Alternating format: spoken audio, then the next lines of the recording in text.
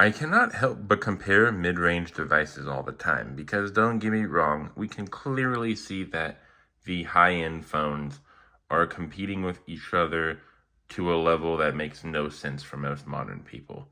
Like the Pro Max and then the Ultra is probably like a slight difference, and like the only thing I can think that like the difference to sell is like the 17 Pro Max has like the biggest battery, and the Samsung 26 Ultra has the dead pixel privacy thingy. Then you got your low-end devices that are trying to look good, but everyone knows that they're competing for a very big market, but they never want to add the good features to sell a lot. You know what I mean? The 17E is smaller, but it has a great camera, great software for the camera, and well, I mean, it's brand new, so it has that going for it. The 24FE is bigger, has a bigger battery. It has a slightly better megapixel camera at 50, and it gives you more cameras. These are very situational cameras, but they still give you more cameras. Both devices in the mid-range and the most ultra premium group have a wireless charging feature.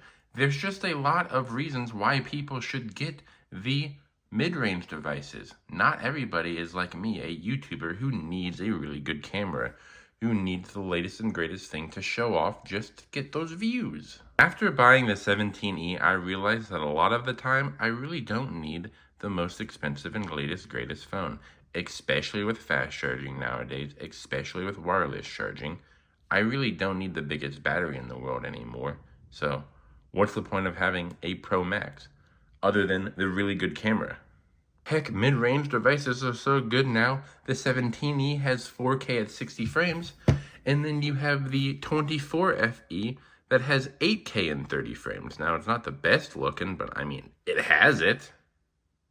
So the 17E is a mid-range device. You know, it's not the 17, and it's not the 17 Pro or Pro Max, but really, I think most people will be happy with the 17E. I still have a 14 Pro Max, and I'm not ready to give it up just yet, but maybe in the future, near future, I will switch to the 17E.